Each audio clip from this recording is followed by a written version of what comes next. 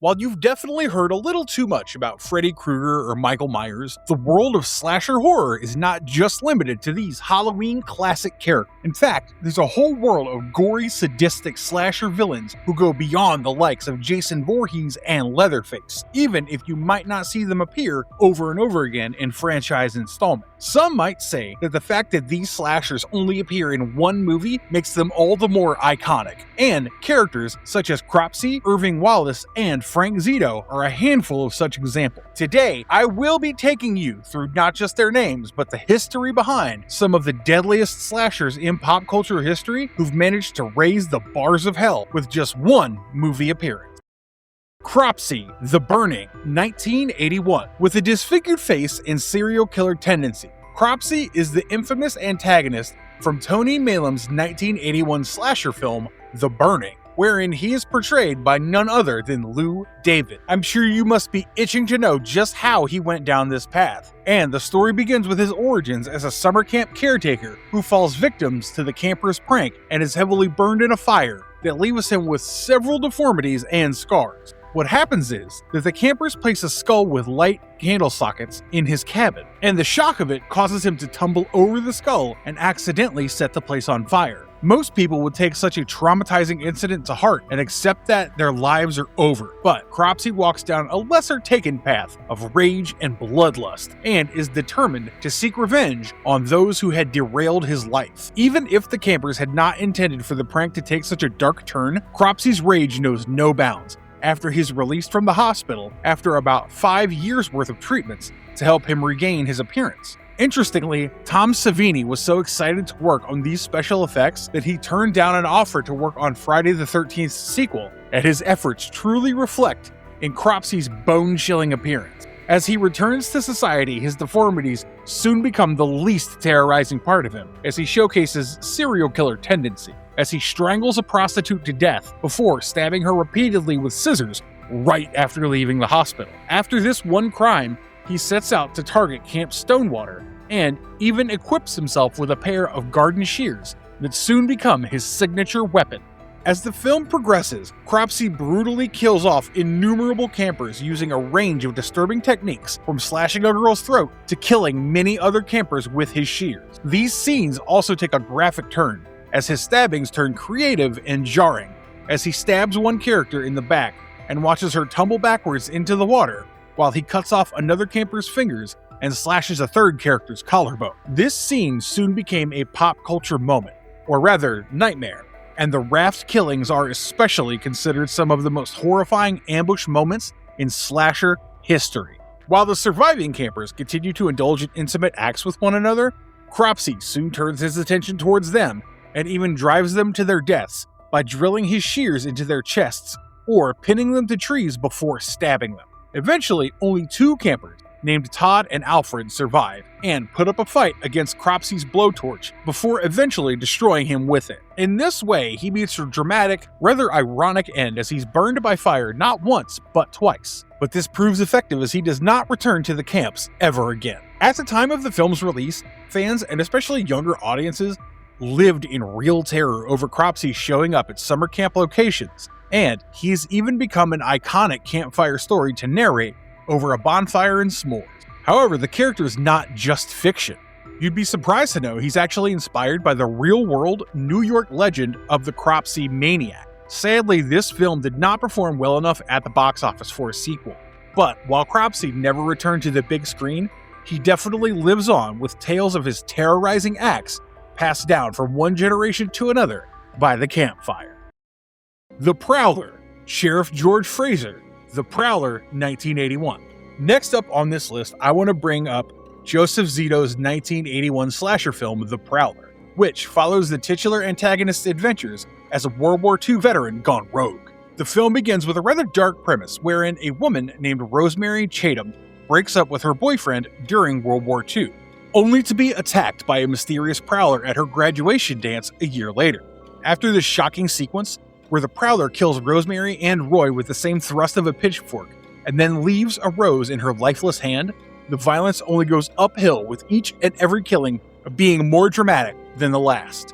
The gore becomes prominent when the film jumps about 35 years into the future, when Pam McDonald makes the arrangements for a graduation ball for the first time since the incident. While she has help from her friends Lisa, Sherry, and Carl, we soon learn that Pam is also involved with the town's deputy, Mark London, and their proximity leads her to discover a prowler on the loose. While she's worried about Mark's safety, Pam brings up Sheriff George Fraser being out of town, and her worrying soon becomes warranted when Carl ends up being the prowler's first victim. After the prowler kills him with a bayonet, he also claims Sherry's life with a pitchfork while the graduation dance kicks off. During the event, Lisa ends up becoming the prowler's target, but thankfully, she makes a narrow escape and runs into an elderly Major Chatham, who tells her all about his daughter, Rosemary. They finally put two and two together and realize that the prowler might be the same killer from before. But sadly, the prowler gets to her as well. After slitting her throat with a bayonet, the prowler eventually comes face to face with Pam, who courageously unmasks him and reveals his true identity as Sheriff George Fraser. With the shocking revelation that one of the officers sworn to protect them had been killing off so many of their own, this film truly knocks it out of the park in terms of its entertainment value. It not only holds the suspense, but also delivers some true horrifying gore-filled death scenarios, delivers hard-edged violence and special effects that maintain the tense atmosphere. With Tom Savini being in charge of these effects, the film soon garnered a cult following for its visuals and elaborate murder sequences. And if that isn't reason enough for you to look into this deadly slasher, then maybe the themes of a heartbroken lover gone rogue might draw you in. In this sense, The Prowler is definitely one of the more intriguing slashers on this list, as he typically targets happy couples, an act that brings him some twisted form of closure from his own past lover's betrayal. Madman Mars. Madman, 1982. Depicted by Paul Ehlers, Madman Mars is the titular antagonist of the 1982 American slasher horror Madman. While his story is drawn from an urban legend stating that he would wander the woods in search of victims on full moon nights, his origins are actually rooted in his life as a farmer. While he was married with 2 children and had a rather normal life, Mars's struggles with alcoholism paired with his abusive tendencies served as the perfect recipe for disaster, as he went rogue on his own family. After chopping his wife into pieces with an axe in her sleep, Mars even subjected his own children to the same fate and hacked them to death in what can be considered the most horrific crime one could ever commit. If this was not enough, they even took his signature axe and swung it at him to leave a deep gash on his face before abandoning the corpse in the thick of the night. When they returned the next morning, they were horrified to learn that his corpse had vanished, along with the bodies of his wife and kids, and we only discovered this tale through a campfire story narrated by a bunch of senior counselors and campers. However, they seem to be unaware of Mars's tendency to appear out of thin air to terrorize anyone who utters his name out loud, and it doesn't take long for these campers to become his new targets. He kills them in the most brutal ways imaginable, and his axe makes for a compelling weapon with a body count of over 10. Besides this, Mars also does not hesitate to use his bare hands and razor-sharp fingernails, but his most terrorizing killing would have to be when he killed one of the campers named Betsy by jumping onto her truck hood while she fixes it from under, thereby decapitating her. If this doesn't sound disturbing enough, Mars even drags his victims' corpses and stores them in his basement alongside the long deteriorating bodies of his own family. With his psychotic tendencies and rogue appearances, Mars often lurks upon his victims in the most unexpected ways possible, and it's quite a shame that his character didn't eventually spawn an entire franchise, as he would have been truly deserving of it, in my opinion. Billy, Black Christmas, 1974. Often considered the first slasher horror film, Bob Clark's 1974 film, Black Christmas, spawned an entire franchise with 3 independent films. However, the most iconic of them all was to be the one that started it all, by introducing us to Billy, a deranged murderer, inspired by serial killer William Hirons, criminal George Webster, and the urban legend known as the Babysitter and the Man Upstairs. With his character being an amalgamation of some seriously iconic twisted figures, Billy far exceeded all my expectations as a slasher villain, and stood out, especially because of the air of mystery around him. The plot is simple. Billy's introduced as a mentally disturbed man named the Moaner, who bothers a sorority house by leaving increasingly obscene messages until they provoke him back. In no time, Billy ends up on a killing spree, and eliminates almost all the sorority house's members over the course of Christmas break. What truly caught my eye was just how frightening Billy's character came across without his motivations or true identity being revealed. In fact, this mystery only enhances his character and makes him all the more enigmatic by giving the audience room to project their own fears onto him. Now, true horror buffs might already be thinking about how Billy does not belong on the list as he appears in later remakes, but the original Billy has an entirely separate personality from these versions and is not to be confused or merged with these later continuities. Irving Wallace, Stage Fright, 1987. Steering away from camping horror stories and killing in the night, Stage Fright is a 1987 Italian slasher horror film that marks Michael Sovai's directorial debut and offers a rather fresh perspective on the genre. The film follows stage actors working on a musical about a fictional mass murderer, Night Owl, when the theater director, Peter, forbids the crew from leaving.